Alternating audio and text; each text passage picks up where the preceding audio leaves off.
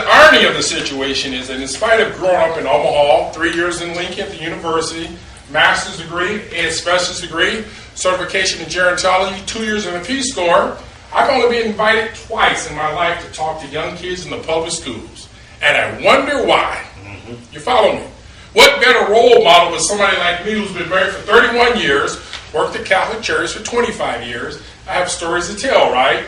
And one of the stories is I was going to the public school administrative building one day to get my kid a work permit. Our kids are taught they got to work. I was working at the age of 14, so I had to get that work permit for that kid.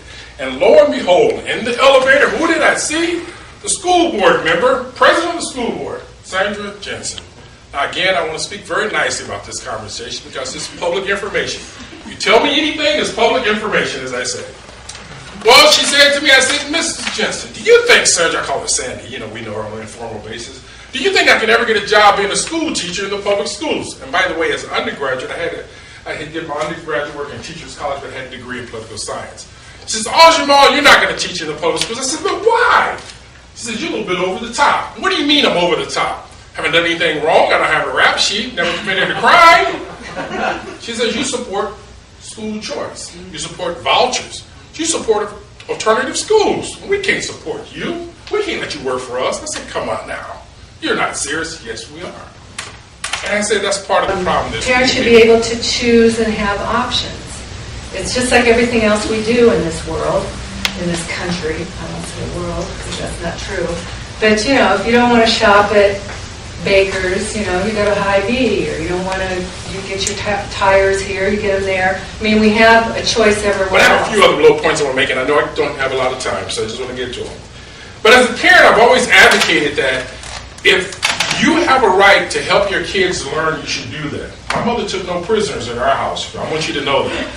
And part of it was that I oftentimes make the statement that if you took your car to the auto mechanic, whoever she or he is, and they couldn't fix that car, would you continue to take that car to the same mechanic?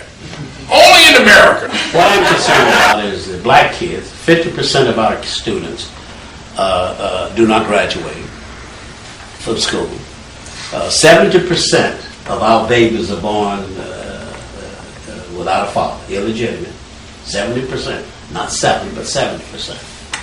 So I'm concerned about these things, but the whole conversation, I commend you, seems to be that we're letting OPS off the hook.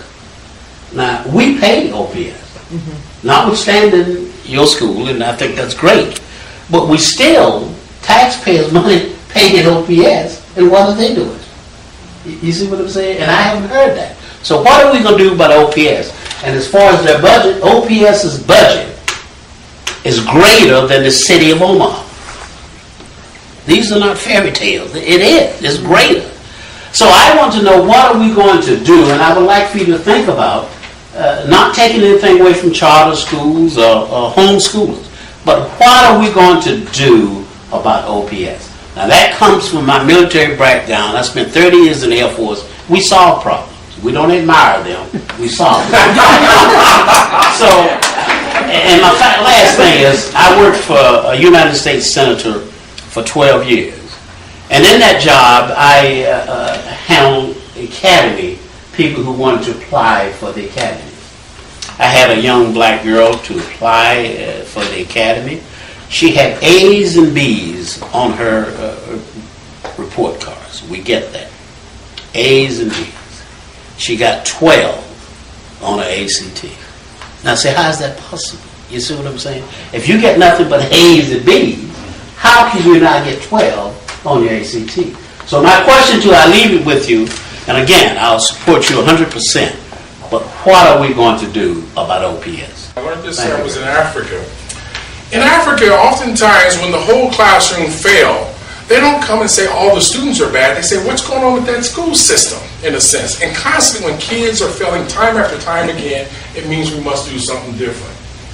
One of the things I learned on the continent is that oftentimes people speak in proverbs. And the proverb that I leave you with is, they say, beware of the cook that refused to eat his or her food. Thank you. The education system, public education system, from a taxpayer point of view, for about 30 years. And Katie barred the door. They don't like to give you information. They like you to go away. The more you dig, the more they put up. I think one of the issues has been, I'm an educator, but I work at the Med Center at graduate level. But I've been involved with a lot of things with the Nebraska Department of Education and with the state. Our state was 50 or 51st out of all the states to have any type of standardized assessment. We doggedly held on to individualism about having any type of standardized assessment. Therefore, you could never compare an apple to an apple. And it was very difficult to try to see what was going on because people were, it's great that you're working on the numbers because the numbers haven't meant a lot. They would mean whatever you want them to mean, and then when they get reported in the World Herald, sometimes the way the reporter reports the meaning of the numbers wouldn't be how you and I would interpret what you see.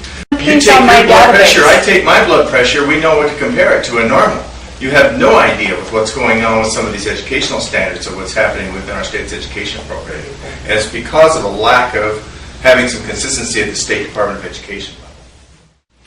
I'd like to speak on the transparency of education real quick. One of the things we're doing at the Platt Institute right now is I've been locked in my little cubicle making a database of everything that the State Department of Education has on their website. If any of you have looked at their website, it's fairly difficult to get the statistics that you'd like to see on your schools. It's difficult to see more than one set of statistics, to compare more than 5 schools, and in OPS we have over 170. So we're in the process of making a giant database so that you guys can go through and look for whatever statistics you want, and you can see what the number of teachers is, how well educated the teachers are, if they're in the right specialties, how the students are doing on all the tests. The State Department even has the tests broken down into demographics. Unfortunately, I'm not that far.